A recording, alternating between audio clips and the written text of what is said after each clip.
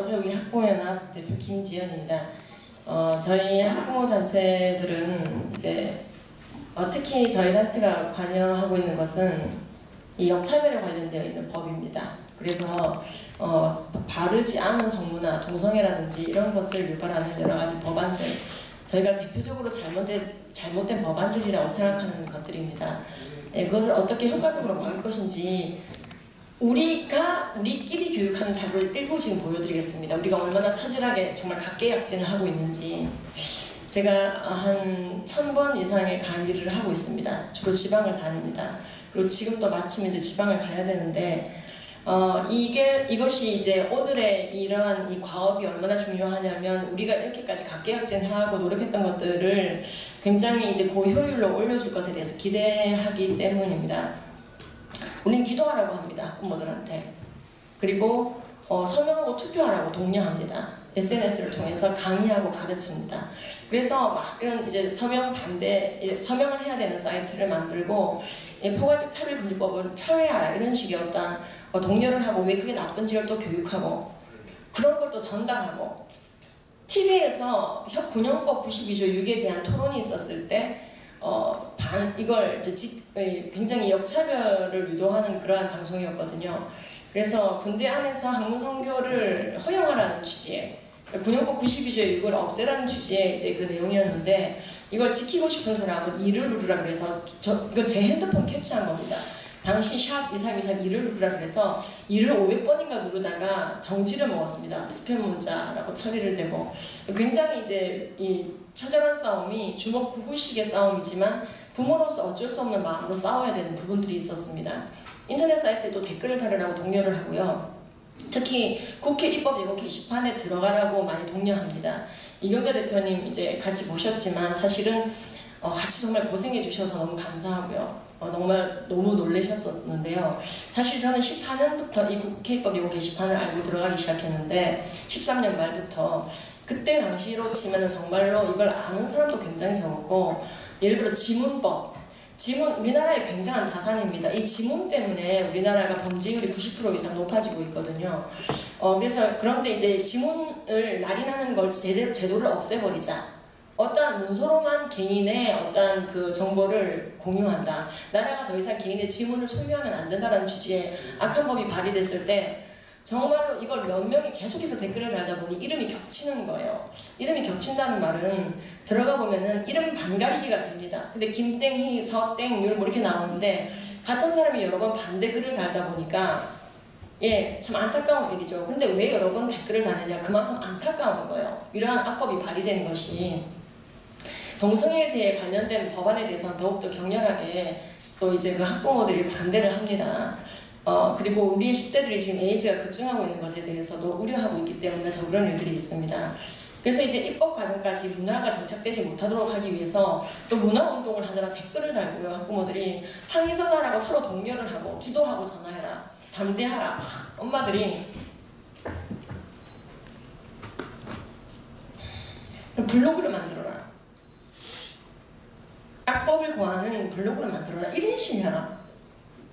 지금 인천지법 앞에서 지금 1인 시위가 있습니다. 또다시 군형법 92조 6을 없애겠다는 겁니다. 저희는 오히려 군형법 92조 6을 강화하는 법안을 국회 차원에서 발의되기를 바라거든요. 그런데 이제 1인 시위는 이런 식으로 진행이 되죠. 그리고 성매매를 합법화시키라고 하길래 그러한 이제 위원 지청이 있길래 우리는 또 반대를 하고 우리는 오히려 강화하는 법이 국회에서 발의됐으면 좋겠거든요. 성매매를 막는 법이. 막아도 하기 때문에 그렇습니다. 그리고 성매매가 합법화된 나라들을 보니 망하더라고요. 나라들이. 10대들이 매춘을 하고 내 꿈은 창녀예요. 이런 아이들이 스웨덴에서 나오는 거예요. 합법이 되고 나니까. 그 직업이 합법이 되고 나니까. 그런데 이제 이걸 우리가 어떻게 할 수가 없으니까 학부모들이 할 수 있는 주제가 저거밖에 안 되는 거예요. 저 역시 그렇습니다. 그리고 악법 반대 집회에서는 무조건 오라고 합니다. 여기도 오라고 했는데 사실 오늘 좀 활약이 딸리는데요. 너무 요즘에 이런 집회가 많아서 그렇습니다. 공청회를 덮어야 된다. 그래서 이렇게 몰려가고 뒤집어 보고 싸우고 삽한 것을 강사를 초대하라. 악법을 막을 줄 아는 강사를 초대하라. 저도 저희 집까지 저렇게 초대해서 집회를 하고 1대1로 주변에 알려라. 순이 엄마, 또리 엄마 깨워라. 맛집 그만 추천하고 제발. 맛집 그만 쫓아다니고 제발. 백화점 그만 쫓아다니고 제발. 이 땅을 사수하라. 우리 아이들이 살다 갈 땅이다. 그리고 직접 강의하라. 그래서 이제 이 장면이 이제 개인 가정집에서 알려달라고 해서 갔었어요. 알리고 나면 이제 서로 공부를 하고 스터디를 하고, 아, 이런 게 우리 아이들을 해치고 있는 법이구나. 급한 경우에 광고를 낼 수도 있고요. 정기 모임에 오라고 또 항상 독려를 하고요. 경우에 따라서 학부모들이 물질을 털어서 집회를 하기도 하고, 데이터 수집 제공해서 해외 사례를 공부하기도 하고, 왜 성매매가 합법화되면 망주인지에 대해서, 아, 성매매가 합법화되니까 독일의 경우에 인신매매가 증가하는구나, 우리 딸들이 잡혀가는구나, 적극적인 사회 참여, 이제는 아예 국회의원이 되라고 말합니다. 저희들이 학부모들에게 국회의원이 되라, 시의원이 되라 그렇게 했는데 그게 쉬운 일은 아니죠. 그런 의미에서 이 국민의회가 생겼다는 것은 너무나 고마운 일입니다. 작년 11월에 어느 굉장히 이제 저 당 이름을 얘기해도 될지 모르겠습니다. 이 정당에서 국가인권위법 일부 법률 개정안이라는 것을 발의한 의원이 있었습니다. 근데 이 의원은 국가인권위법 일부 법률 개정안이 군을 이원화시키고 동성애를 옹호하는 인권조사관이 파견되어서 결국에는 군대를 물러나게 하고 군기관이 이원화되게 하는 것이라는 법을 모른 채 발의했다는 것을 알게 됐습니다. 문제는 28명이 공동 발의한 상태였습니다. 그래서 저희가 이제 아까 했던 프로토콜대로 기도하고, 그리고 국회의법 예고 게시판에 들어가서 15,000개의 댓글을 달고, 항의 문자를 보내고, 그리고 이제 의원실에 전화를 했습니다. 지역구와 그리고 국회에 있는 사무실에 전화를 하고, 근데도 끝끝내 안 돼서 이상해서 어떤 루트를 통해서 이 의원을 만났습니다. 제가 만났을 때 깜짝 놀랐던 게요, 이 의원님께서 15,000개의 댓글이 달려있다는 걸 모르고 계시더라고요. 그리고 그것을 만드는 걸 도와줬던 보좌관이 모르고 계시더라고요. 너무 정말요, 다리에 힘이 빠졌습니다. 근데 어쨌든 어떻게든 부탁을 하고 얘기를 하고 설득을 시켰는데, 들어보시더니 아, 이게 그런 뜻이 있는지 몰랐다. 국가인권위법 2조 3호에 동성애 옹호 조항이 있는지 몰랐고, 나는 그것이 모법이 되는 국가인권위법 일부 법률 개정안을 통해서 내가 그걸 강화하고 있다는 걸 몰랐다 하면서 철회해 주셨습니다. 그런데 똑같은 법이요, 법 이름만 바뀌어서 이듬해 11월달에 그렇게 됐던 법이 1월달에 국회 군인권보호관법이라 또 발의가 됐습니다. 다른 의원에 의해서 27명 공동 발의입니다. 그래서 또 만났습니다. 어떻게든 뚫어가지고 만났더니 이번에는 국회의원을 직접 만나지 못하고 만드신 보좌관을 만났습니다. 그 법안을. 그런데 이 보좌관이 듣더니 아빠였어요. 그러더니 와, 이렇게 심각한 게 숨어있는 줄 몰랐다. 그래서 설명을 드렸습니다. 국가인권위법이 모법이 되는 모든 법안은 이 안에 동성애 옹호가 이미 들어있기 때문에 우리가 98개 지자체 조례를 방해하고 싫어하는 것이다. 그게 학부모들의 마음이다. 아, 그럼 진작 알려주지. 그렇게 돼서 또 철회하셨습니다. 지난주에는요, 충남에 있는 어느 도시를 갔습니다. 그 도시에 있는 인권조례를 제가 지적하며 그 안에 동성애 옹호 조항이라는 글자가 없어도 국가인권위법을 관계법령으로 한다는 그 5조 조항 때문에 이 도시는 동성애 옹호 법안이 통과된 상태이고, 그것에 대해서 17개 시도 모든 목사님들이 지금 걱정하고 있다. 이 도시는 알고 있는가 하고 강의를 했는데요. 저는 그 자리에서 그 시의 시의원님들이 와 있는지 모르고 강의했습니다. 부활절 연합 예배였기 때문에.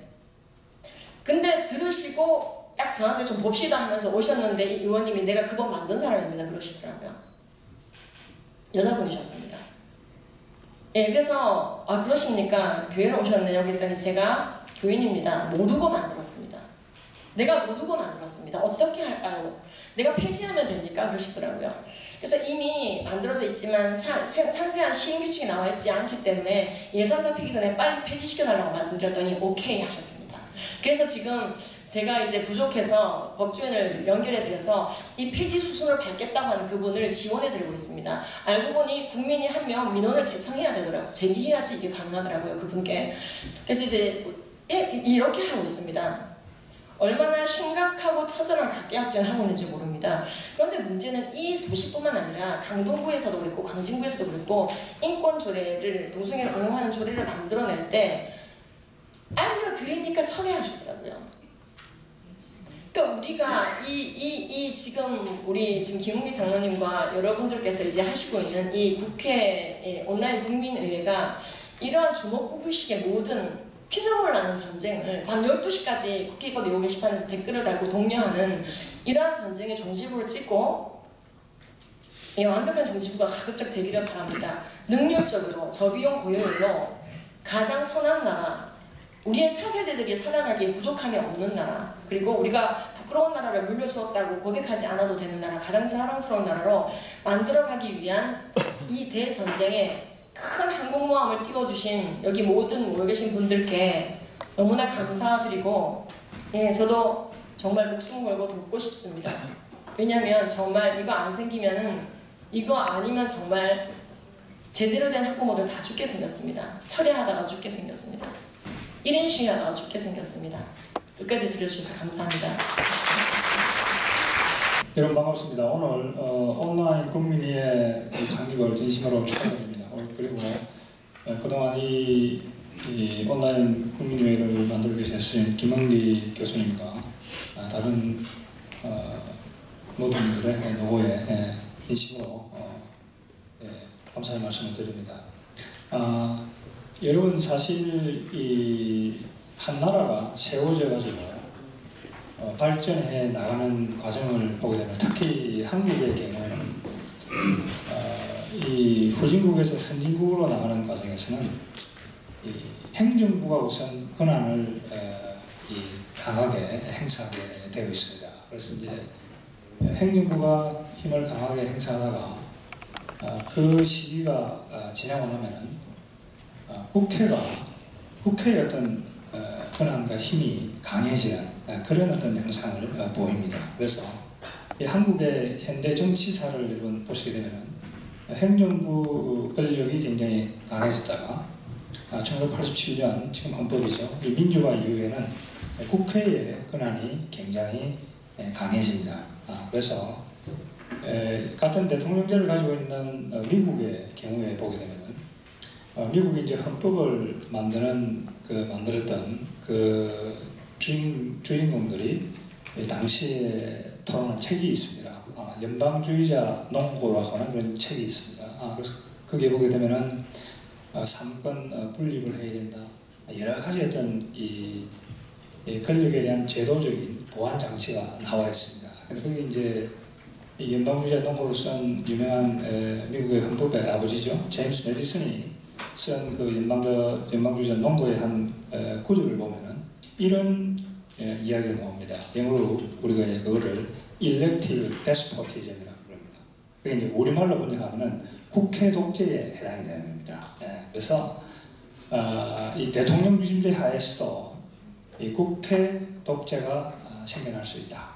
그래서 그 문제에 대해서 미국이 앞으로 많은 경계를 해나가야 된다. 그래야만 미국의 민주주의가 제대로 발전할 수 있을 것이다. 그런 이야기를 하고 있습니다. 그래서 같은 대통령제를 가지고 있는 한국의 경우에도 국회의 권한이 너무 과도하게 되어 있습니다.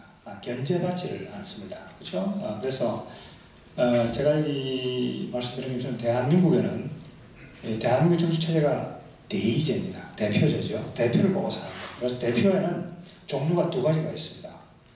대통령이라고 하는 전국구 대표가 하나 있고요. 국회의원이라고 하는 지역구 대표가 있습니다. 그래서 여러분 지금 한국의 상황이 어떻게 되어 있습니까? 대통령 국회에 의해서 탄핵을 당했습니다. 그렇죠? 그리고 국회는 오늘 김한기 교수님하고 많은 분들이 말씀하신 것처럼 제 기능을 하고 있지 못하고 있는 상태입니다. 그래서 그게 이제 한국이 총체적으로 어떤 대의제의 위기에 빠져 있다. 그래서 이런 위기에 직면해서 온라인 대한민국 국민의회가 만들어지고 또 시민들이 거기에 참여해서 적극적으로 정치개혁을 해나가려고 하는 그런 노력은 너무나 당연한 것이다. 그죠? 그래서 제가 볼 때는 이 온라인 국민의회가 언론뿐만 아니고 이 한국의 국민 시민들로부터 많은 어떤 지지를 받을 것으로 저 자신 확신하고 있습니다. 그래서 여러분 미국 의회만 하더라도 미국 상원의원이 지금 100명이죠. 하원의원이 435명입니다. 그 사람들이 받는 이메일, 문자, 편지 이런 게 엄청납니다.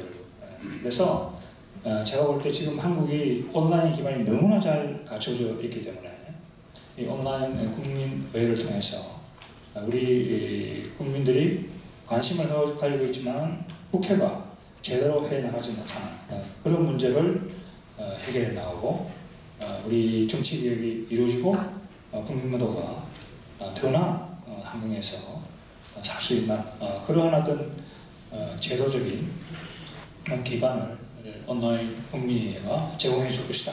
저는 그렇게 확신하고 다시 한 번 더 김영기 교수님과 이번 모임을 만든 분들께 진심으로 감사드립니다. 이상입니다. 감사합니다. 타파하기 위해서라도 온라인 국민의회가 필요하다. 그야말로 반대 진영에서 주장하는 국민이 직접 하는 정치, 그야말로 새로운 정치를 새로운 측면에서 우리 자유민주 진영에서도 가능하다는 그런 말씀을 하신 것 같습니다. 자, 그 다음에는 저 옆에 계시는 현진권 전 자유경제원장님께서 말씀드리겠습니다. 예, 오늘 제가 간단하게 코멘트 드릴 제목은 자유민주 정치경제 아카데미입니다. 그 모든 조직은 그 정체성, 철학이 있습니다. 대한민국이 어떤 나라냐 한마디로 표현해라 하면은 자유민주주의입니다. 이것이 대한민국의 정체적인 철학입니다. 이걸 다른 말로 하면 또 이념입니다. 대한민국은 자유민주주의를 추구하는 이념을 가진 그런 체제입니다. 그런데 언제부턴가 우리나라는 우리 국민들 사이에 이념은 나쁜 걸로 생각하고 있습니다. 그래서 대한민국이 자유민주주의 국가라고 주장하게 되면 이념 편향적인 인간이라고 이렇게 평가절하하고 있습니다. 굉장히 잘못됐습니다. 대한민국의 정체성을 바로 전달하고 이 의미를 되새기는 이런 것이 되어야 되는데 대한민국 교육에는 그걸 전혀 가르치지 않습니다. 언젠가 서울대 경제학과의 이용훈 교수가 그런 글을 발표했는데요. 대한민국 교과서 초등학교, 중학교, 고등학교 교과서 어디에도 자유란 말이 없습니다. 대한민국은 자유민주주의 국가인데 자유를 가르치지 않습니다. 학교에서 가르치는 것은 협동해라, 부모 잘 들어라, 심지어 충효 이런 것까지 가르치고 있습니다. 충효 중요하죠. 중요하지만 그거는 과거 성리학 체제의 철학 사상입니다. 지금 대한민국이 자유민주주의 국가임에도 불구하고 우리의 교육은 이런 과거 왕조 시대의 그런 철학을 가리키고 있습니다. 자, 그러니까 대한민국 국민은 자유가 뭔지 모르고 있습니다. 자유를 가르치지 않기 때문에 자유를 모르고 있는 그런 상황입니다. 자, 우리가 일반적으로 자유라고 얘기하면 여러 가지가 자유가 있는데 우리 경제학, 특히 자유주의 경제학자에 있어서 가장 소중한 자유는 경제적 자유입니다. 쉽게 해서 내 것을 인정하지 않는 체제에서는 정치적 자유라는 것도 의미가 없습니다. 그래서 자유주의에서 가장 중요한 것은 경제적 자유입니다. 그런데 우리가 가지고 있는 인식은 경제적 자유는 그야말로 대기업, 가진 자, 재벌들을 위한 자유를 이렇게 오해를 하고 있습니다. 자, 경제적 자유를 이 시스템으로 나타낸 체제가 바로 시장경제입니다. 여러분들 다 알고 계시는 시장경제. 자, 그런데 지금 우리 한국 국민들이, 특히 정치인들이 시장경제에 가지고 있는 인식을 생각해 보십시오. 시장경제는 나쁜 겁니다. 항상 경제 가진 자를 위한 이 체제고 부익부 빈익빈을 가지고 격차를 만들고 이런 온갖 사회적인 병폐를 만드는 이런 그 시스템으로 이렇게 이야기되고 있습니다. 자, 대한민국이 지금 선진국이 아닙니다. 지금까지는 과거 70년 역사에서 우연히 한 두 분 정도 위대한 정치적 지도자를 우리가 가지고 내가지고 대한민국이 지금까지 발전해 왔습니다. 앞으로 대한민국이 선진국으로 가기 위해서는 반드시 이 경제적 자유의 소중함과 이를 바탕으로 한 시장경제가 왜 중요하다는 이 철학을 가르쳐야 합니다. 자, 그런 의미에서 오늘 이야기해 주신 국회 개혁에 있어서 결국 국회의원뿐만 아니고 결국 국회의원들을 뽑는 사람들은 국민들입니다. 국민들로 하여금 자유 그리고 민주주의 이것이 어떤 의미를 가지는가 하는 그런 하나의 아카데미, 지금 공교육, 사교육 어디에서도 가르치지 않는 자유가 무엇이고 민주주의가 무엇이고 하는 이런 교육기관, 그것이 바로 이 국회 개혁의 하나의 일환으로 추가되는 데에서는 추가하는 것은 꼭 필요하다고 이렇게 생각합니다. 이상입니다.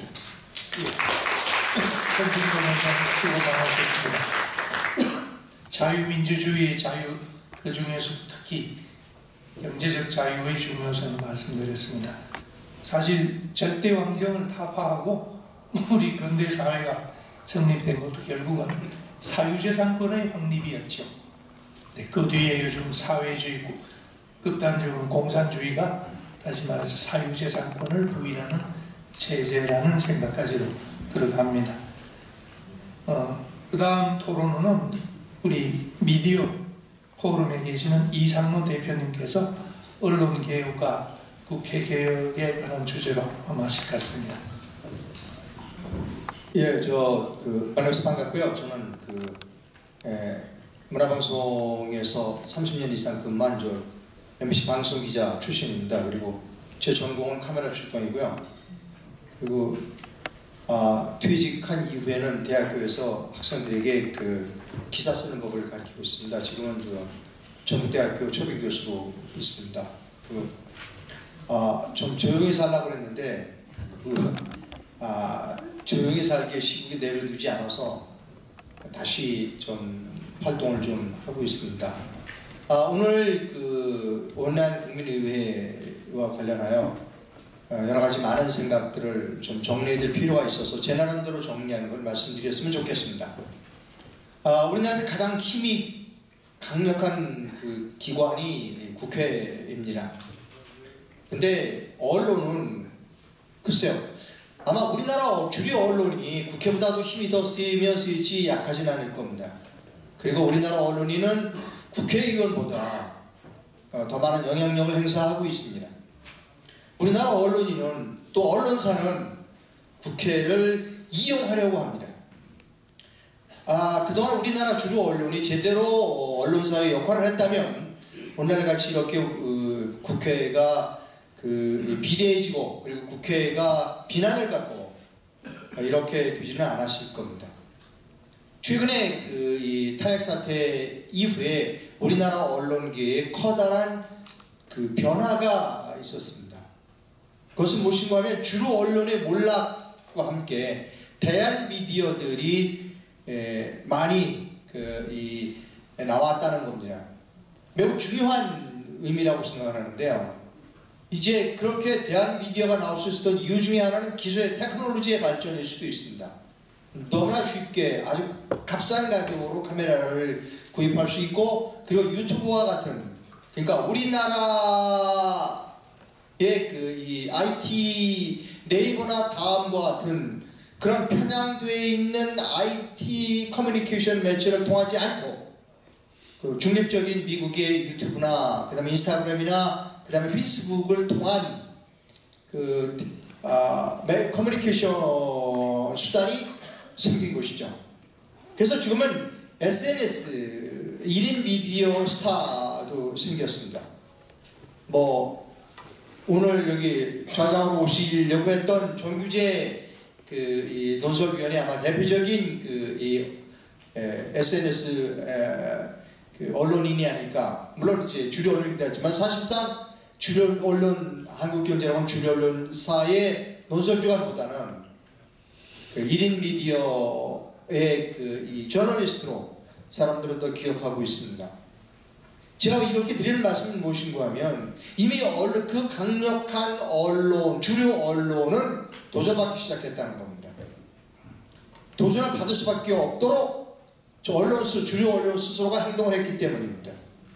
오늘 제가 여기 와서 느끼는 보면 드디어 우리나라 국회도 도전을 받았구나 라고 생각을 합니다. 저는 이게 올바른 표현일지 모르겠습니다만 온라인 이 국민의회가 대한 국회가 될 수 있지 않을까 생각을 합니다. 따라서 우리 온라인 국민의회가 활동을 활발하게 하고 제대로 하면 국회가 아, 이것이 대안의 국회이구나. 그래서 국회와 경쟁을 하게 사람들이 국회의원들이 국회에서 나오는 법, 국회 그거 믿을 게 아니라 대한의회에서 나오는 법안이 어떻게 통과됐는가, 기각됐는가에 더 관심을 갖고 있지 않을까 싶습니다. 이렇게 되면 아마도 국회 제도가 바뀔 거라고 생각합니다. 지금 커뮤니케이션의 통신, 그 다음에 여러 가지 이 IT 기기의 발전으로 사실은 대의민주주의, 간접민주주의가 위협을 받고 있는 상태에서 이렇게 온라인 국회처럼 직접 민주주의, 대한민주주의가 우리의 간접민주주의 제도를 밀어낼 수 있는 그러한 기회가 빨리 올 수 있지 않을까라고 저는 생각을 합니다. 그래서 이런 훌륭한 기획을 해주시고 또 앞으로도 많은 활동을 해주실 그런 앞선 선각자, 선구자분들에게 굉장히 감사를 드려야 될 것 같고요. 우리 지식인 모두가, 드시는 모두가 대한국회의 발전을 위해서 다 같이 힘을 합치셨으면 좋겠습니다. 저는 대한 언론인으로서, 지금 퇴직을 했으니까 대한 언론인으로서 대한국회의 발전을 힘이 된다면 도와드리도록 하겠습니다. 여러분 감사합니다. 이 작전 민주주의를 지난 촛불을 계기로 해서 부르짖고 내세우면서 만민공동회 앞에다가 신만민공동회라고 신자를 하나 붙여서 직접 민주주의를 추구한다는 소식을 최근에 들었습니다. 아마 다음 달 6월 3일쯤에는 여기 정식 출범을 한다고 하는데 만민공동회 약 300명 정도를 모아서 직접 민주주의를 해보겠다고 하니까 문득 비교 생각이 나네요. 어쨌든 대한국회로서 우리 온라인 국민의회가 성공하기를 간절히 빈다는 말씀이었던 것 같습니다. 예, 그 다음에는 이경자 전학년 공동대표님이십니다. 우리 자유민주 진영의 최전선에 앞장서서 그야말로 1인 1단 100으로 6탄 돌격까지도 마다하지 않는 우리 여전사 선생님을 소개합니다. 네, 반갑습니다. 저는 오늘 얘기하는 주제가 악법 저지에 관한 아주 실질적인 얘기를 하라고 주문을 받았습니다. 정말 여기에 계신 분들 중에서 국회 입법 예고란에 들어가서 직접 아주 그냥 열심히 막으시는 분들이 여기저기 계셔서 고생을 얼마나 하시는지 저는 이거를 전하지 않을 수가 없습니다. 정말 우리가 법을 어떻게 알았겠습니까? 우리는 국회에 모든 것을 맡겨놓고 잘 하고 있는 줄 알았는데 이제 우리들에게 있어서 가장 공격 대상은 국회가 됐고 당연히 국회는 우리 국민들로부터 해산이 되어야 마땅함에도 우리도 모르는 사이에 국회의원들이 국민의 국회 해산권을 뺏어가서 국회를 해산시킬 수조차 없는 지금의 상황에서 여전히 지금 국회는 정말 우리는 이것을 쓰레기법이라고 말하고 악법이라고 말할 수밖에 없는 법안들이 세상에 지난 10개월 동안에 6,000건이나 발의가 됐습니다. 그러면 한 달에 600건이고 하루에 20건입니다. 매일 하루도 쉬지 않고 주일까지도 포함해서 하루에 20건 이상의 법안이 올라오는데 저희들은 정말 그것을 막느라고 지난 여름 저는 12시 전에 모든 일을 해본 적이 없었습니다. 여기 다 똑같은 심정입니다. 이제 회원 가입을 할 수 있는 분들만 하기 때문에 처음에는 일정한 사람밖에 못했어요. 근데 처음에 이제 그것에 대해서 우리가 눈을 뜨게 된 계기가 있습니다. 우리는 국가인권위원회가 우리나라의 학생 인권조례라는 것을 통해서 우리나라 교육을 다 망치고 있어서 인권위원회라는 말만 들으면 그냥 아주 경악을 할 정도가 되었는데 작년 벌써 그게 재작년인 것 같아요. 유승민 의원이 국가인권위원회가 우리나라의 모든 교육기관에 교육을 총 책임지는 그런 법안을 발의했고 그것이 통과 직전에 있을 때 우리가 그걸 알게 된 겁니다. 세상에 그러면 우리 학교에서 우리들이 아이들이 인권교육조차도 받는데 그 모든 허락을 국가인권위원회가 받아야 되는 겁니다. 이런 교육을 시켜라 명령 내리면 받고 우리가 이런 교육을 시킵니다 하고 위에 보고해야 되는 그런 말도 안 되는 법안이었어요. 그래서 우리가 그때 이거는 정말 막지 않으면 안 된다 싶어서 그 공동 발의한 10몇 명의 의원의 리스트를 다 확보해서 다 각자들 전화를 걸기 시작했고 그래도 까딱을 안 해서 저는 애국단체 총협의회에 도움을 청했습니다. 그래서 이상원 장관님 이하 그런 어르신들이 유승민 의원을 직접 만났고 이런 법을 어떻게 할 수가 있느냐 했더니 이 의원이 하는 말이 사실은 제가 대표 발의를 했지만 민주당에서 가지고 와서 해달라고 그래가지고 자기가 그냥 했을 뿐입니다. 이렇게 말을 하는 거예요. 지금 새누리당이나 다 그런 사람들이 자기들이 하는 게 아니라 정말 의도를 가지고 있는 민주당, 정의당, 녹색당 이런 아이들이 법안을 가져오면 자기들이 앞장서주고 거기다 이름을 올리는 식의 말도 안 되는 법이 지금도 발의되는 겁니다. 그래서 우리는 그 법을 막기 위해서 진짜 그 이승민 의원 그 지역구에 있는 애국단체들이 직접 가서 그 앞에서 당신 이거 통과시키면 당신 다시는 국회의원 하지 못할 줄 알아라라고 협박도 하고 해서 그것이 무산되면서 우리가 움직이면 우리 악법들이 폐기될 수 있다는 것을 알게 돼서 그때부터 더 열심히 막기 시작했습니다. 12시까지가 되면 딱 한정이 돼 있는데 그때 만건까지 해야 되는 줄 알고 우리는 정말 밥도 못 먹고 그걸 했는데 나중에 알고 보니까 꼭 만건이 아니어도 만건이 된다고 해서 막을 수 있는 건 아니었습니다. 근데 나중에 김진태 의원에게 직접 물어보니까 그렇게 올라와도 국회 법사위에서 그것을 꼭 막기 때문에 제가 간사니까 안심하시고 그런 큰 고생 안 하셔도 됩니다라는 말을 들었지만 그래도 안 하신 것보다는 효과가 있습니다. 그런 얘기를 들었기 때문에 우리는 지금까지도 계속 그 법을 막으려고 노력을 합니다. 근데 저는 솔직히 지쳐 나가 떨어졌습니다. 포기를 했습니다. 내가 악법을 막느라고 생활 폐인이 되는 느낌이 들었고 건강까지 해쳤습니다.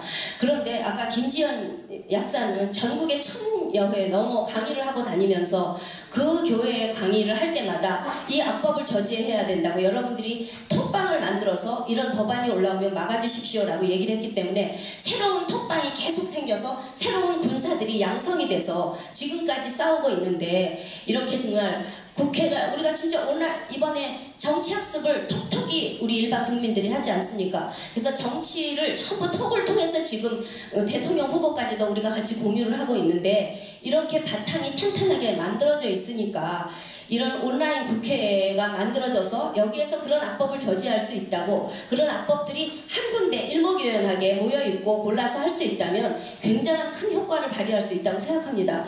정말 저희는 온라인 전사가 될 준비가 되어 있고 제발 그렇게 원합니다. 우리가 이 국회에게 더 이상 기대와 희망을 걸 수 없기 때문에 대한국회가 필요하고 그런데 그것이 가장 접근할 수 있는 온라인 국회라면 충분히 성공할 가능성이 있고 이런 악법들은 그때그때 다 막아내고 진짜 그런 국회의원들을 우리가 그 자리에서 그대로 공개함으로써 다시는 그딴 짓을 못하게 만드는 진짜 명실상부한 국민의 의회가 꼭 될 것이라고 하니까 우리는 구체적인 방법은 모르겠습니다만 김은기 교수님 앞장서셔서 알려만 주신다면 따라가면서 큰 역할을 하도록 하겠습니다. 이상입니다. 아주 열정적인 발표가 있으셨습니다. 실제로 온몸으로 악법 저지 현장을 이어다닌 소감을 들은 것 같습니다. 사실 저도 아까 오늘은 청년 정치 개혁에 대해서 이제 지금까지 활동해오면서 생각한 바를 말씀드리려고 합니다. 그래서 이제 정당 안에 있는 청년위원회라든지 아니면 저기 시민사회에 있는 청년계나 총학생회에 있는 청년계랑 그다음에 요즘 인터넷이냐 온라인 뉴미디어에서 활동하는 청년계 그리고 스타트업이나 민간 창업하는 청년계 이렇게 크게 조금 더 한다면 이제 종교계에 있는 청년계 해갖고 이렇게 크게 한 6가지 정도로 청년계를 나눠볼 수가 있을 것 같은데 여기 6군데를 다 돌아다니면서 이 친구들이 어떤 이야기를 하고 어떤 식으로 이게 개선됐으면 좋겠는지 이야기하는 것들을 이제 많이 들어봐서 그거를 이제 짧게 말씀드리려고 합니다. 일단 저 같은 경우는 제가 청년이라고 해서 무조건 청년 정치가 활성화되고 청년 정치인이 많아져야 한다고 생각하지 않습니다. 청년 정치 활성화는 요즘 항상 뭐 청년 얘기 나면 청년 하면서 뭐든지 뭐 다 많이 줘야 되고 다 받아들여야 되고 뭐 실제로 또 뭐 그렇게 하지는 않지만 말로는 또 계속 엄청나게 뭐 청년한테 뭐 해줘야 되는 것처럼 이야기하고 현실은 뭐 아무것도 없고 이것이 말로도 한 평균 정도로 이야기하고 실제로도 평균 정도가 돼야 된다고 생각합니다. 그래서 청년 정치 활성화에 대한 정의는 크게 청년 투표율 증가나 청년 정치인 증가나 청년들의 정치 관심도 증가가 이렇게 기준이 될 것 같은데 일단 그 이전에 정치의 정의가 공리를 증대시키고 정의를 세우기 위해서 국가의 권력을 획득하고 유지하고 행사하는 활동으로 이제 이해를 조정하고 사회 질서를 바로 잡는 일이다 이렇게 적혀 있는데 그렇다면 이론상 이 정의만 충족되면 되는 것이지 굳이 특정 연령대의 정치인이 많아져야 되고 그들의 관심도가 높아져야 되고 투표율이 증가해야 할 필요는 없다고 생각합니다. 다만 현실적으로 그 연령대가 미래의 주역이 될 비교적 특수하고 중요하고 그 연령층만 정치 참여도가 현저히 낮다면은 이 상위 가치를 훼손하지 않는 범위 내에서 조금 독려해 줄 수는 있다. 이 정도로 저는 청년 정치 활성화를 생각합니다. 그래서 이걸 독려는 지금은 좀 많이 진짜로 정치 참여도가 낮고 어떤 좀 혜택 같은 게 부족하기 때문에 어느 정도 독려할 필요는 있지만 엄연히 상위 가치를 훼손하지 않는 범위 내에서 그것이 이루어져야 된다고 생각합니다. 다음은 청년 정치가 이제 꼭 청년 정치인이 늘어나야 되는가? 이것 또한 상황에 따라 필요한 정치인의 숫자가 다르다고 생각합니다. 그리고 총선 때마다 국회의원 정원 수에 대한 논란이 있듯이 무조건 많다고 좋은 것도 아니고 적다고 좋은 것도 아니라고 생각합니다. 다만 아직까지 청년 정치인이 너무 많다거나 과잉되고 포화되었다 이런 우려는 들어본 적도 없고 중앙에서 활동하는 뭔가 의미 있는 활동하는 청년 정치인의 숫자가 뭐 두 자릿수도 안 되는 걸로 볼 때 그리고 그 안에서 의미 있는 뭐 정책이나 입법을 기성 정치인에 준하는 수준으로 전문성 갖추고 하는 것 사람들이 없는 것으로 봤을 때 좀 더 늘어나는 것이 지금으로선 좋다고 생각합니다. 다음은 청년 비례대표 제도에 대해서 말씀드리겠습니다. 20대 국회에서는 이제 청년 비례대표가 19대에 비해서 이제 좀 더 줄었고 청년 비례를 논하기 전에 비례대표가 필요하느냐라는 얘기를 또 해봐야 될 텐데 잠깐 짚고 가자면 이제 저는 지역 기반이나 조직이 없어도 각 직능별로 전문성을 가진 의원이 필요하다는 그 비례대표제의 본 목적은 동의하는데 현재 목적성을 잃고 제 기능을 발휘하지 못한다는 것도 동의합니다. 그래서 이것이 보완될 수 있으면 계속 살리되 결국 보완될 수 없고 계속 지금처럼 가면은 없애버려야 맞다고 생각합니다. 마지막으로 청년 최고위원에 대해서 얘기하자면은 지난 전당대회 때 여야 모두 청년 최고위원을 신설해서 선거를 했는데 20-30명 정도의 비례대표 자리에서 티오가 좀 할당되는 거면 몰라도 6-7자리 정도의 최고위원직에서 한 자리를 청년 몫으로 배당하는 것은 좀 과하다고 생각합니다. 비례대표는 현실이 그렇든 아니든 이제 명분상 직능별 전문성이나 그런 계층을 대변하자는 취지인데 최고위원은 거의 뭐 전적으로 정무적인 자리인데 거기에 30-40대의 청년들이 거기서 의미 있는 활동을 벌이기 어렵다고 생각합니다. 이렇듯 청년 정치는 미흡하고 개선이 필요한 부분이 많지만 이번 국민회의가 큰 역할을 해줄 수 있다고 생각합니다. 감사합니다.